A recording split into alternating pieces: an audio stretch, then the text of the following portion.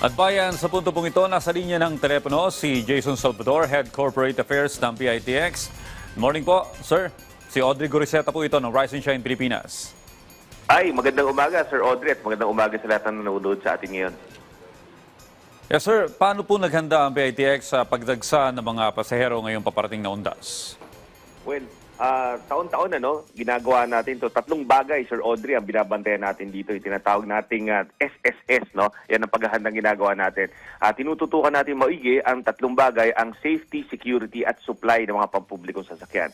Sa ganang safety, siyempre katuwang natin ng DOTR at LTO dyan upang tiyakin yung mga pampublikong sasakyan ay roadworthy at makakapaghatid ng ligtas sa ating mga kababayan.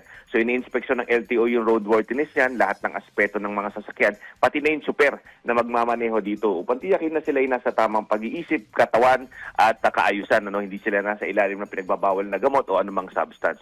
Sa security, tinututukan natin dahil alam natin maraming tao ang gagamit ng ating pasilidad sa darating na mga araw. Kaya naman dapat may beef up security tayo dito. Katawang natin ng PNP rito at ibang sangay ng DOTR katulad ng SAIC, Coast Guard, LTO at LTFRB upang hindi lamang magsilbi mga assistance sa ating mga mananakay kundi pa magsilbing deterrent sa mga masasamang loob na nagbabalak magsamantala sa mga kababayan natin sa panahon ng maraming pasahero. And last but not least, yung supply na tinatagurian natin. Kasi alam natin maraming babiyahe, kailangan may sapat tayong bilang ng mga pampublikong sasakyan.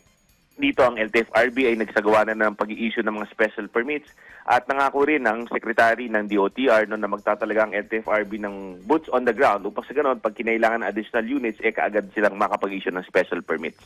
Well, Sir Jason, pag-usapan po natin yung mga illegal na gawain sa tuwing ganitong panahon, kagaya po ng colorum. Paano po ninyo binabantayan na hindi mangyayari po ito? Well, yan ang lagi nating binabantayan kasi nga napapansin natin pagka ganito mga holiday season, of course, yung mga last-minute travelers natin na hindi nakapagpa-advance booking, nagkakaroon ng pagpila na kundi pag-iintay. Sinasamantala ito ng mga taong yan. Anong ginagawa nila? Lumalapit sila, bubulong, oy, may biyahe kami, nandiyan kami sa labas, nasa kanto.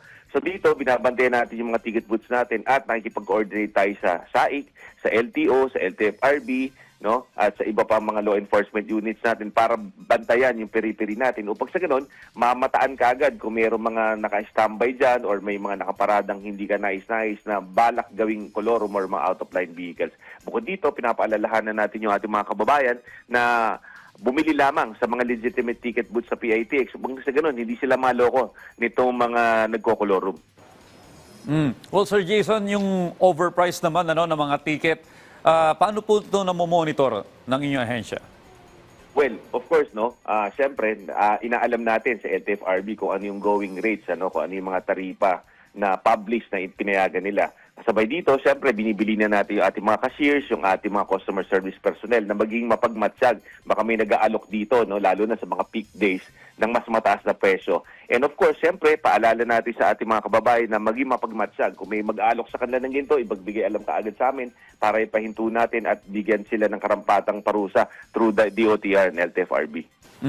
Bilang panghuli, sir, yung inyo pong payo sa mga biyahero, para maiwasan yung mga masasamang loob o yung mga colorum na sasakyan? Well, bilang huling paalala tungkol sa mga bagay niya, alam natin na karamihan sa ating mga kababayan nagmamadali na gusto makauwi dahil siyempre gusto lang makapiling yung mga mahal nila sa buhay at madalaw yung mga yumaong mahal na sa buhay sa probinsya. Pero alalahanin natin na itong mga colorum na ito ay hindi po rehistrado ng tama sa ating pamahalaan at kung ano naman mangyari, hindi po natin sila magagaranti ang kanilang safety. Pwede pong may mangyari sa daan, wala po sila makukuha ng insurance. At bukod dito, siyempre hindi po natin alam kung saan po sila dadalhin nito. Kaya dapat maging mapanuri po tayo, bumili lang po tayo at gumamit sa mga legitimate public utility vehicles po natin. Well, Sir Jason, sa inyo pong pagtaya, gaano po ba karaming biyahero yung inaasahan ngayong paparating na holiday? Ako, medyo marami-rami yan, Sir Audrey, sa ating initial data sa pagsusuri natin, naabot ng di bababa sa 2.1 million ang gagamit dito sa PITX. mula sa week of October 27 and after the Undas break, kasi siyempre yung mga pabalik natin mga kababayan. So yan talaga namang magkahalo na yung mga pupunta ng probinsya at yung mga tag-probinsya naman na pupunta din sa Metro Manila para dumalaw din sa mga mahal na sa buhay at siyempre mamahinga at mamasyal. Well, Sir Jason, minsan hindi may iwasan sa sobrang dami ng tao, sumasama yung pakiramdam, lalo na ng mga nakatatanda. Meron po bang mga emergency health desk dyan sa PITX? Kasama sa paghahanda natin yan, naka 24-hour alert yung ating mga medical personnel dito. Meron din tayo mga ambulansya para sa, kung hindi naman sana mangyari, pero kung may mangyari na may konti sumama ang loob, handa po tayo dyan. At kung kinakailangan po ng mas matinding treatment, may dadala po kagad natin sila sa ating mga nearby partner hospitals. Bukod dito, siyempre, yung mga kawani po ng Red Cross, lagi rin po nakaantabay dito upang magbigay assistance sa anumang medical conditions na pwede po maranasan ng ating mga pasahero. Well, maraming salamat po sa inyong panahon, Sir Jason Salvador, Head ng Corporate Affairs ng PITX.